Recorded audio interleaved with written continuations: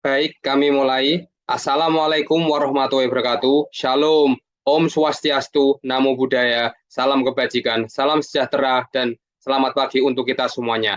Pagi ini, Ananda akan memulai presentasi rancangan aktualisasi. Ananda mengucapkan terima kasih kepada Yang Mulia Bapak Dr. I. Ketut Sudira SHMH, Hakim Tinggi Pengadilan Tinggi Mataram selaku penguji, kepada Bapak Dr. Cuhandi SH, SEI, MH, MM, MSI, Widya Iswara Mahkamah Agung RI selaku coach moderator, kepada Ibu Mutia Atifa Arifin SE, Kasubag Umum dan Keuangan PA Purwodadi selaku mentor. Perkenalkan, Ananda Miksail dan peserta Latsar CPNS Mahkamah Agung RI yang bertugas di Pengadilan Agama Purwodadi sebagai pengelola barang milik negara. Latar belakang penyandang disabilitas. Penyandang disabilitas telah dilindungi Undang-Undang Nomor 8 Tahun 2016 tentang penyandang disabilitas. Terdapat 5 kategori disabilitas, yaitu intelektual, mental, sensorik, dan ganda. Sesuai pasal 5, mereka mendapat hak yang sama dengan non-disabilitas. Salah satunya adalah hak akses informasi. Namun, setelah kita mencari informasi lewat BPS sebagai penyedia data dan informasi statistik pada skala nasional, tidak tersedianya penyandang disabilitas secara update. Kita tidak pernah tahu data angka pasti jumlah penyandang disabilitas di Indonesia saat ini. Informasi yang paling baru dari BPS adalah ucapan Hari Disabilitas Internasional 2021 yang jatuh pada tanggal 3 Desember. Disitulah kita ditunjukkan 5% penduduk di Indonesia penyandang disabilitas di tahun 2020 yang tidak ada landasan data statistiknya. Ini menunjukkan betapa minimnya akses informasi penyandang disabilitas. Survei Sosial Ekonomi Nasional tahun 2021 menunjukkan akses informasi internet disabilitas di Indonesia sekitar 14% dan hanya berupa data dan persentase yang tidak ada jumlah statistik pasisnya.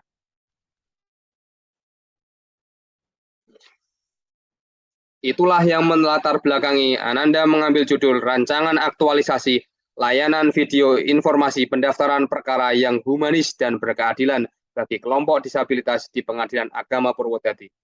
Menurut hemat kami yang mulia, Ananda berharap rancangan aktualisasi tersebut memainkan peran penting bagi peningkatan aksesibilitas informasi bagi penyandang disabilitas khususnya di Pengadilan Agama Purwodadi. Sebelum sampai pada gagasan kreatif tersebut, Ananda akan ajak jalan-jalan terlebih dahulu ke Pengadilan Agama Purwodadi melihat 6 isu aktual kondisi saat ini yang telah dihubungkan dengan agenda 3. 1. Jalan menuju ruang PTSW belum ada guiding block dan rem pegangan disabilitas. Kondisi yang diharapkan terdapat guiding block dan rem pegangan untuk disabilitas. 2. Belum ada parkir khusus disabilitas. Kondisi yang diharapkan terdapat fasilitas parkir disabilitas. 3. Toilet khusus disabilitas. Kondisi yang diharapkan terdapat fasilitas toilet disabilitas sesuai standar. 4. Ruang bermain anak belum layak dan dekat dengan area merokok. Kondisi yang diharapkan terdapat fasilitas ruang bermain anak yang bersih, aman, dan jauh dari area merokok. 5. Ruang laktasi belum optimal. Kondisi yang diharapkan ruang laktasi sesuai dengan Peraturan Menteri Kesehatan Republik Indonesia Nomor 15 Tahun 2013 tentang tata cara penyediaan fasilitas khusus menyusui. 6. Belum ada media informasi berbasis digital khusus disabilitas. Kondisi yang diharapkan tersedianya media informasi berbasis digital khusus disabilitas. Berdasarkan 6 isu faktual tersebut, Ananda menggunakan metode APKL untuk menemukan 3 isu teratas. Lalu ditapis kembali menggunakan metode USG. Terpilihlah belum optimalnya media informasi pendaftaran perkara bagi kelompok rentan di Pengadilan Agama Purwodadi. Menurut hemat kami yang mulia, isu utama yang diangkat sudah tepat dan sesuai karena sudah kami analisis dengan alat APKL dan USG. Isu utama sedang terjadi saat ini dan telah disertai bukti. Selanjutnya, Ananda bedah lagi penyebab masalah menggunakan diagram Fishbone. Ketemulah 4 penyebab, yaitu metode, belum ada sosialisasi prosedur pelayanan disabilitas. Mesin, tidak ada informasi pendaftaran perkara yang dapat diakses secara online. Material, tidak ada video informasi pendaftaran perkara. Men, tidak memiliki keahlian. 4 penyebab tersebut, Ananda buat ide gagasan pada tiap penyebab. Lalu Ananda tapis kembali menggunakan metode McNamara berdasarkan efektivitas, kemudahan, biaya ringan. Akhirnya terpilihlah judul aktualisasi layanan video informasi pendaftaran perkara yang humanis dan berkeadilan bagi kelompok disabilitas pada Pengadilan Agama Purwodadi. Pembuatan kreatif yang terpilih menurut hemat kami penting dan sesuai setelah kami bedah lewat fishbone dan tapisan gagasan dengan metode McNamara. Berikut manfaat gagasan kreatif terpilih. 1. Hal baru bagi satuan kerja. 2. Pemberian layanan informasi secara digital. 3. Aksesibilitas terhadap video pelayanan disabilitas. 4. Meningkatkan pelayanan disabilitas. 5. Sekaligus mengoptimalkan kampanye loket prioritas dan ruang tunggu disabilitas. Kami membagi gagasan kreatif menjadi 5 kegiatan dan 21 tahapan dan sudah kami buatkan jadwal pelaksanaannya. 1. Persiapan membuat video. 2. Pembuatan video informasi pendaftaran perkara. 3. Penyiapan kerjasama dengan penerjemah. 4. Meminta persetujuan akhir hasil video. 5. Publikasi hasil video. Kegiatan 1. Persiapan membuat video. Tahapannya, konsultasi dengan pimpinan terkait kegiatan dalam pembuatan video. 2. Mempelajari informasi pendaftaran yang akan disampaikan. 3. Berdiskusi dengan tim IT Satker. 4. Membuat konsep video. 5. Melakukan konsultasi konsep video dengan mentor. Tahapan tersebut sudah kami hubungkan dengan aktualisasi dengan agenda 2. Kegiatan kedua, pembuatan video informasi perkara. Tahapannya, 1. Mengumpulkan data bahan video. 2. Melakukan pengeditan video. 3. Melakukan konsultasi draft video kepada mentor. 3. Penyiapan kerjasama dengan penerjemah. Tahapannya 1. Mencari informasi penerjemah bahasa isyarat. 2. Menghubungi penerjemah bahasa isyarat. 3. Membuat konsep surat permohonan penerjemah. 4. Memberikan materi tentang video. 5. Melakukan pengambilan video bahasa isyarat. 6. Melakukan pengeditan terhadap video awal dengan video penerjemah. 4. Meminta persetujuan hasil akhir video. Tahapannya 1. Membuat janji bertemu dengan mentor. 2. Melakukan konsultasi pada mentor dengan menyajikan hasil video. 3. Melakukan perbaikan video jika diperlukan. 4. Mohon persetujuan untuk publikasi video. 5. Publikasi hasil video. Tahapannya 1. Mengunggah hasil video ke website. 2. Mengunggah hasil video ke sosial media. 3. Menayangkan hasil video ke TV ruang tunggu di Pengadilan Agama Purwodadi. Kelima kegiatan tersebut sudah kami hubungkan dengan aktualisasi dengan agenda 2. Ilustrasi rancangan aktualisasi. 1. Durasi video 3-5 menit. 2. Video berisi alur informasi pelayanan pendaftaran perkara kelompok disabilitas. 3. Video dikemas secara menarik dan humanis. Akhir kata, jalan-jalan ke Purwodadi, jangan lupa makan Indomie. Mohon arahan dan saran Bapak Yang Mulia Penguji untuk Ananda aktualisasi. Terima kasih.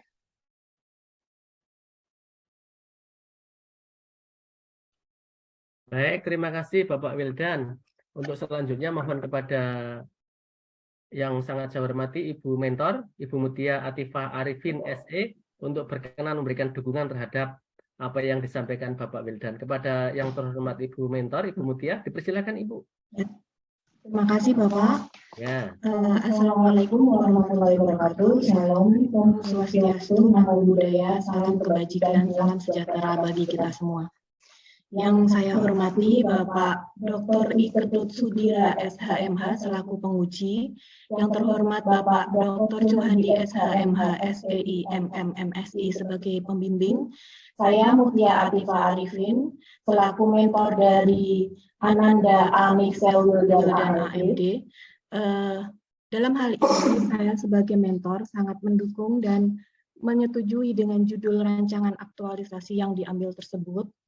Judul dan tema tersebut juga mendapat persetujuan dari Ketua dan Bapak Ketua dan Bapak Sekretaris Pengadilan Agama Purwodadi, karena pada saat ini pada Pengadilan Agama Purwodadi belum tersedia sarana pelayanan pada kelompok disabilitas, yaitu yang berupa video pelayanan berperkara di Pengadilan Agama Purwodadi khususnya. Oleh karena itu, kami harapkan video aktualisasi tersebut dapat membawa manfaat yang positif untuk Satker kami dan tentunya bagi penyandang disabilitas yang beracara di Pengadilan Agama Purwodadi. Berdasarkan perkara yang masuk di bulan Januari sampai dengan September 2022, terdapat 3.800-an pihak perkara yang berkunjung ke Pengadilan Agama Purwodadi dan ada sekitar 2.800-an pihak perkara atau sekitar 75% yang berlatar belakang pendidikan hanya SD sampai dengan SMP. Oleh karena itu, saya sangat mengharapkan dan berapresiasi bahwa video ini akan dibuat dengan lebih simpel dan menarik sehingga mudah dipahami dan bukan hanya sekedar bentuk banner dan pamflet yang kadang seringkali ketika hanya banner dan pamflet itu orang akan cenderung malas untuk membacanya. Kami juga berharap video nanti aktualisasi dari Saudara Ananda Wildan ini dibuat dengan tidak monoton dan tidak terlalu textbook dan tidak terlihat menggurui, di mana video itu terlihat menarik karena yang saya lihat dari biasanya video layanan masyarakat itu tergantung dari 1 sampai 2 menit pertama. Ketika 1 sampai 2 menit pertama itu tidak menarik, maka akan ditinggalkan. Jadi nanti saya harapkan video itu lebih simpel dan lebih menarik sehingga dan lebih sederhana dan tentu saja humanis. Begitu mungkin yang dapat saya sampaikan. Kurang lebihnya saya mohon maaf. Terima kasih. Wassalamualaikum warahmatullahi wabarakatuh. Waalaikumsalam warahmatullahi wabarakatuh. Terima kasih Ibu Mentor, Ibu Mutia Atifah Arifin. Untuk selanjutnya mohon kepada Yang Mulia Bapak Penguji untuk berkenan memberikan masukannya. Kepada Yang Mulia Bapak Dr. Ketut Sudira, dipersilakan Bapak. Assalamualaikum warahmatullahi wabarakatuh. Waalaikumsalam warahmatullahi wabarakatuh. Waalaikumsalam warahmatullahi wabarakatuh. Untuk kita semua. Yang saya hormati Bapak Dr. Suhadi sebagai mentor dan Ibu Mutia sebagai mentor yang saya hormati juga, serta Ananda Mikhail Wildan yang sangat bersemangat, luar biasa ya. Jadi yang pertama-tama perlu saya tanyakan ini, humanis dan berkeadilan ini maksudnya apa? Dari judul itu.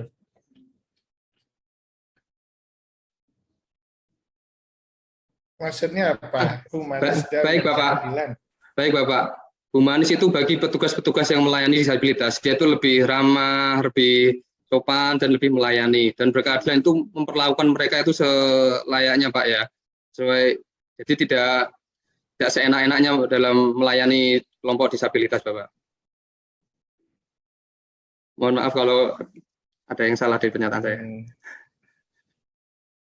Ya, mohon izin pada Bapak Dokter dan Ibu Mentor, kalau kesan saya terhadap judul ini, kalau saya nanti, tapi tergantung dari nanti didiskusikan di sana, humanis dan berkeadilan ini tidak usah dimasukkan dalam judul karena memang latar belakang undang-undang ini memang tujuannya untuk mensetarakan antara orang normal dengan ini. Jadi kalau menurut saya cukup layanan video informasi pendaftaran perkara ya bagi kelompok ini diganti juga bagi penyandang disabilitas. Jadi layanan video informasi pendaftaran perkara bagi penyandang disabilitas. Iya, Bapak. Kalau itu dilakukan, kalau humanis itu sudah memang seharusnya sudah ada perintah undang-undang itu. Ya, jadi itu pertama, tapi itu didiskusikan lagi, itu baru pendapat saya ya. Kemudian di bagian latar belakang itu kurang banyak disinggung masalah kesenjangan antara pelayanan yang ada dengan perlunya adanya informasi pelayanan. Misalnya bagi disabilitas terutama tunarungu tidak mendapat pelayanan yang maksimal karena petugas PTSP tidak ada yang mengerti bahasa isyarat. Sehingga dengan memberikan pelayanan yang lebih maksimal perlu diupayakan supaya orang yang tunarungu itu mendapat pelayanan sama dengan yang lain melalui bahasa isyarat. Dengan membangun bahasa isyarat itu di latar belakangnya dimunculkan itu. Iya, Bapak. Dimunculkan. Yes. Kemudian di latar belakang ada disebutkan definisi tentang disabilitas. Nah, sebenarnya tidak perlu didefinisikan, tetapi digambarkan siapa-siapa sih yang dimaksud dengan orang yang dianggap sebagai penyandang disabilitas, seperti yang dimuat dalam di dalam latar belakang tadi sudah bagus. Cuma kalau didefinisikan jadi sudah keisi. Ya, harus dijelaskan, Bapak. Nanti perhatian, jelaskan aja dulu. Kemudian SK Dirjen Badilak 1692/2020 sudah pernah dibaca? Sudah, Bapak. Sudah kami baca dan di pendahuluan sudah kami lampirkan juga di rancangan, Bapak. Iya, maksud saya. Jadi dalam memberikan pembuatan video dan informasi ini disesuaikan dengan ini pedoman pelayanan ini. Iya, Bapak. Ya, ini banyak harusnya titik fokusnya. Kalau hampir semua begitu, yang banyak ada di kewajiban ASN dan lain sebagainya itu yang diungkap, yang berakhlak dan lain sebagainya. Tapi inti yang dibahas itu sedikit sekali dimunculkan dalam latar belakang. Harusnya dimunculkan kesenjangannya. Ini seperti tadi saya jelaskan tadi. Saya ulangi lagi penjelasan tadi. Selama ini menurut pengamatan saudara di PTSP itu melayani begini. Jadi tentang standar pelayanan PTSP perlu juga ada berdasarkan SK Dirjen Badilak tentang standar pelayanan di PTSP itu, saudara baca juga apa standarnya. Kemudian tapi hal itu tidak bisa diberikan secara maksimal karena petugas-petugasnya tidak memahami bagaimana menjelaskan kepada pihak tunarungu terutama. Jadi untuk mengoptimalkan layanan, saya perlu bangun ini, gitu. Ya, jadi apa yang seharusnya, apa yang senyatanya, apa yang seharusnya, baru saudara ingin itu ya. Jadi, Bapak. Jadi orang membaca latar belakang itu sudah tahu apa yang saudara tulis, ya begitu. Ya, Bapak. Ya, terus cara mensosialisasi nanti bagaimana? Cara mensosialisasi kita akan ini, Bapak, lewat media sosial, Bapak, lewat dari IG kantor, sama YouTube, sama ruang tunggu TV, Bapak. IG kantor ini apa istilahnya? Followernya banyak nggak? Followernya banyak, ada 1000-an lebih, Bapak. 1200 gitu, Bapak. Dan apa? Webnya ada. Webnya ada. Nanti kita juga ditaruh di web juga, Bapak.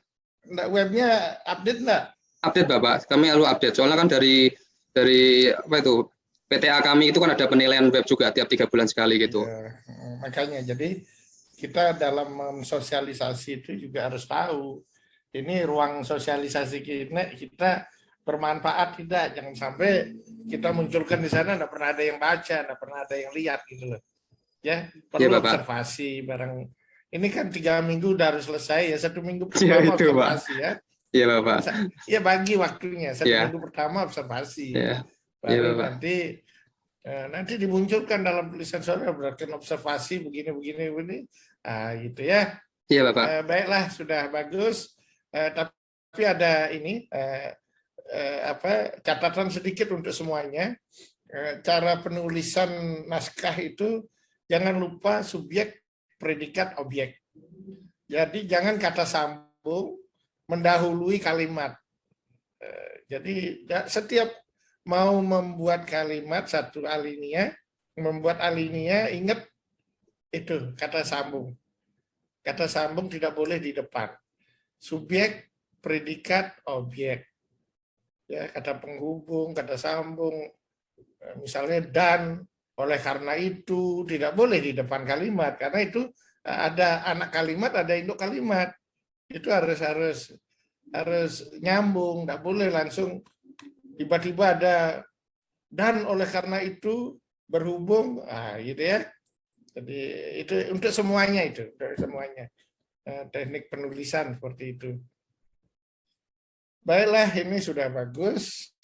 Tinggal ditingkatkan lagi sedikit. Ini Pak Dokter, saya kembalikan ke Pak Dokter Sandi ya. Baik Bapak, untuk sarannya senang sekali menerima saran dari Bapak. Tadi tolong dicatat ya Pak Wildan, termasuk judul ya. Baik Bapak. Judulnya itu dipersimpel. Menarik sekali. Kami sangat setuju dengan masukan dari Bapak penguji. Terima kasih banyak. Untuk yang terhormat Ibu Mentor, terima kasih untuk dukungannya Ibu Mutia Atifah Arifin yang sangat saya hormati. Ibu pasti sangat sibuk ya Bu. Apabila Ibu masih ada keperluan, sudah boleh live ya Ibu. Sampai jumpa. Terima kasih Pak. Ya, oke. Peserta berikutnya adalah Lukman Hakim. Baik Bapak. Ya.